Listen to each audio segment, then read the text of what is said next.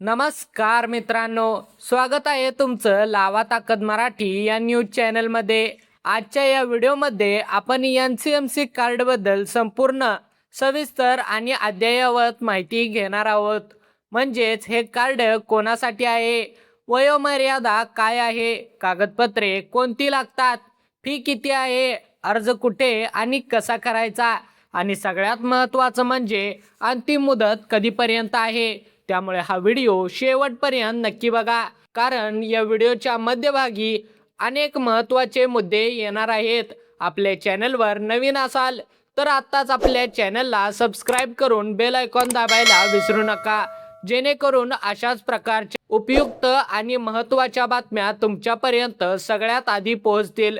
चला तर वेळ वाया न घालवता व्हिडिओला सुरुवात करूया. सर्वप्रथम बोलूया की NCMC कार्ड म्हणजे नेमकं काय आहे. तर मंडळी, गेल्या काही महिन्यांपासून राज्यभरातल्या ST डेपोमध्ये NCMC कार्ड काढण्यासाठी मोठी गर्दी झाल्याचं दिसून येत आहे. पण अजूनही अनेक नागरिकांना हे कार्ड नेमकं काय आहे आणि ते का काढायचं हे नीट माहीत नाही. तर मित्रांनो, NCMC म्हणजे नॅशनल कॉमन मोबिलिटी कार्ड, एक प्रकारचं स्मार्ट कार्ड आहे जे वन नेशन वन कार्ड या संकल्पनेखाली तयार करण्यात आला आहे. महाराष्ट्र राज्य मार्ग परिवहन महामंडळ म्हणजेच MSRTCने हे कार्ड ST बसमधल्या प्रत्येक प्रवाशासाठी आणि सरकारी सवलतींचा लाभ घेण्यासाठी अनिवार्य केलेला आहे. जुन्या कागदी पासची आणि कागदी सवलत पत्राची जागा आता हे डिजिटल कार्ड घेणार आहे. याचा मुख्य उद्देश म्हणजे प्रवास अगदी सुलभ, पारदर्शक आणि तंत्रज्ञानाधारित बनवणं. सुरुवातीला हे कार्ड 1 ऑगस्ट 2026 पासून अनिवार्य करण्याचा निर्णय घेण्यात आला होता.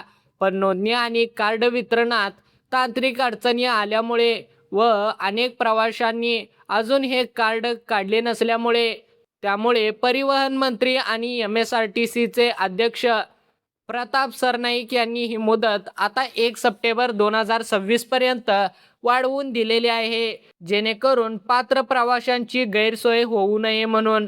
त्याचबरोबर कोणासाठी आहे हे कार्ड, वयोगटानुसार सवलती देतं. आता आपण बघूया की नेमकं कोणकोणत्या प्रवासी वर्गासाठी हे कार्ड महत्त्वाचं आहे. पहिला वर्ग म्हणजे महिला प्रवासी. राज्यातल्या सर्व महिलांसाठी राज्य सरकारने ST प्रवासात 50% सवलत जाहीर केलेली आहे. म्हणजे 100 रुपयांचं तिकीट अवघ्या 50 रुपयात मिळतं. कॉलेजची विद्यार्थिनी असो किंवा नोकरी करणारी महिला, त्याचबरोबर घरातली आजी असो, या सवलतीचा लाभ घेण्यासाठी NCMC कार्ड असणं आवश्यक आहे. दुसरा वर्ग आहे 65 ते 75 वयोगटातले ज्येष्ठ नागरिक. या वयोगटातल्या नागरिकांनाही ST प्रवासात 50% सवलत म्हणजेच अर्ध्या तिकिटात प्रवास करता येतो. त्यामुळे घरातल्या आई वडिलांचं, आजी आजोबांचं कार्ड आजच्या आज काढून घेणं गरजेचं आहे. तिसरा आणि सर्वात महत्त्वाचा वर्ग म्हणजे 75 वर्षापेक्षा जास्त वय असलेले ज्येष्ठ नागरिक, म्हणजेच अमृत ज्येष्ठ नागरिक योजनेतले लाभार्थी. या वयोगटातल्या नागरिकांना पूर्णपणे मोफत प्रवास दिला जातो, म्हणजे 100% मोफत प्रवास. त्याचबरोबर ST बसमध्ये त्यांच्याकडून एकही रुपया घेतला जात नाही. पण ही सवलत मिळवण्यासाठी सुद्धा आता NCMC कार्ड बंधनकारक करण्यात आलेला आहे.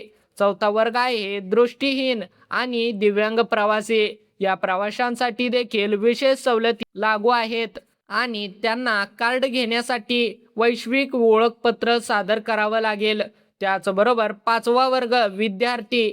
शालेय आणि महाविद्यालयीन विद्यार्थ्यांसाठी सवलतीच्या पाससाठी हे कार्ड आता आवश्यक आहे.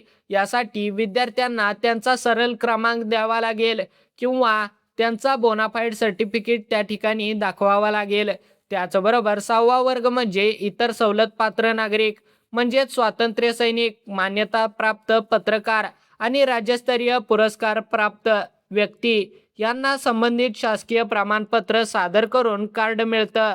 आणि ज्यांना कुठलीही सवलत नको आहे, म्हणजे सर्वसाधारण प्रवासी, त्यांच्यासाठीही हे कार्ड उपयुक्त नाही. त्याचबरोबर मोबाईल OTP द्वारे साधी नोंदणी करून हे कार्ड एकदा रिचार्ज करता येणाऱ्या डिजिटल पेमेंट सारखं वापरता येतं. आता बोलूया कार्ड कुठे आणि कसं काढायचं. मंडळी, हे कार्ड काढण्याची प्रक्रिया फारशी किचकट नाही आणि तुम्ही तुमच्या गावातल्या, तालुक्यातल्या किंवा जिल्ह्यातल्या एस टी डेपोमध्ये जाऊन म्हणजेच बस स्थानकावर जाऊन हे कार्ड काढू शकता. ग्रामीण भागातल्या प्रवाशांची सोय व्हावी यासाठी महामंडळाने राज्यभरात हजारो अधिकृत नोंदणी केंद्र आणि एजंट नेमले आहेत. त्यामुळे लांबच्या शहरात जाण्याची काहीच गरज नाही. नोंदणीची प्रक्रिया साधारण अशी आहे. सर्वप्रथम तुमच्या मोबाईल नंबरची OTP द्वारे पडताळणी केली जाते. त्यानंतर त्या ठिकाणी तुमचं आधार कार्ड दाखवावं लागेल आणि तुमचा अंगठा त्या मशीनवर उठवावा लागेल. त्यानंतर तुमचं हे कार्ड निघणार आहे. कोणकोणती कागदपत्रे लागतात? महिला, ज्येष्ठ नागरिक आणि अमृत ज्येष्ठ नागरिकांसाठी आधार कार्ड आणि मोबाईल नंबर. त्याचबरोबर दृष्टीहीन आणि दिव्यांग प्रवाशांसाठी त्यांचं वैश्विक ओळखपत्र त्या ठिकाणी असणं गरजेचं आहे. विद्यार्थ्यांसाठी बोनाफाईड सर्टिफिकेट. इतर सवलत पात्र नागरिकांसाठी संबंधित शासकीय प्रमाणपत्र. सवलत नसलेल्या सर्वसाधारण प्रवाशांसाठी हे कार्ड नाही. त्याचबरोबर कार्डसाठी किती खर्च येतो? आता सगळ्यात महत्त्वाचा प्रश्न, फी किती आहे? नवीन NCMC स्मार्ट कार्ड साधारण 200 रुपये शुल्क आकारला जातो. जर तुमच्याकडे आधीचं जुनं कार्ड असेल आणि ते तुम्ही जमा केलं तर हे कार्ड तुम्हाला सवलतीच्या दरात म्हणजे साधारण 149 रुपयात मिळू शकतं. याशिवाय कार्डमध्ये तुम्हाला रोख रक्कम पैसे भरून वॉलेट रिचार्ज करू शकता.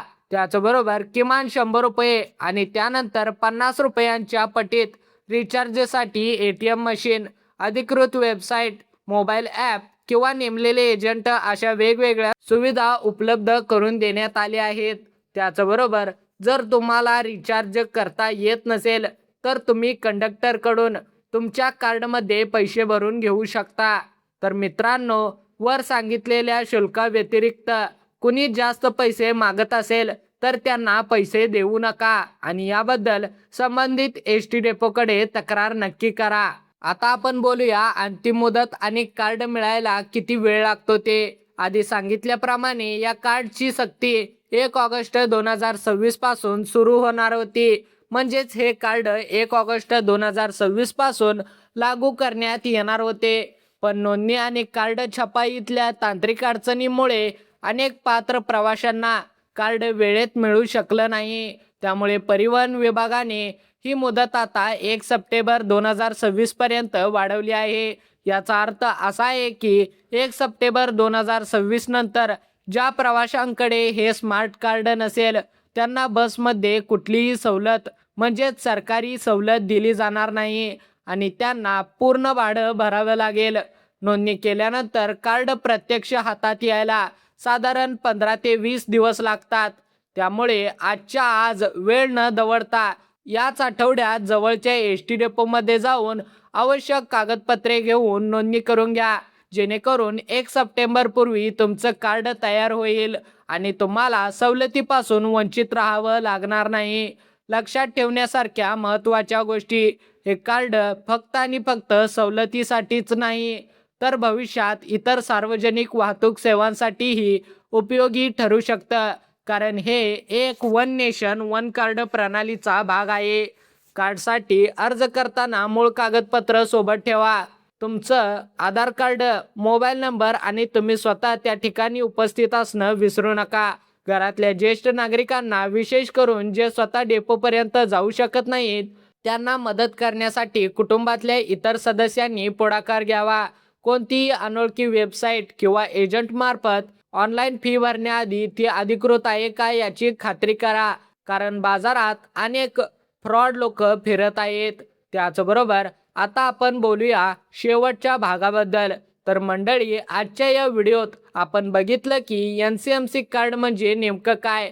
कारण अनेक जणांना या कार्डबद्दल अजून देखील माहिती झालेली नव्हती. त्याचबरोबर कोणत्या वयोगटातल्या आणि कोणत्या वर्गातल्या प्रवाशांसाठी ते आवश्यक आहे, कोणती कागदपत्रे लागतात, फी किती आहे आणि अंतिम मुदत काय आहे, ही माहिती जास्तीत जास्त लोकांपर्यंत पोहोचावी यासाठी हा व्हिडिओ आपल्या व्हॉट्सअप ग्रुपवर, फेसबुक ग्रुपवर नक्की शेअर करा, जेणेकरून घरातल्या ज्येष्ठ नागरिकांना आणि महिलांना माहिती वेळेत मिळेल.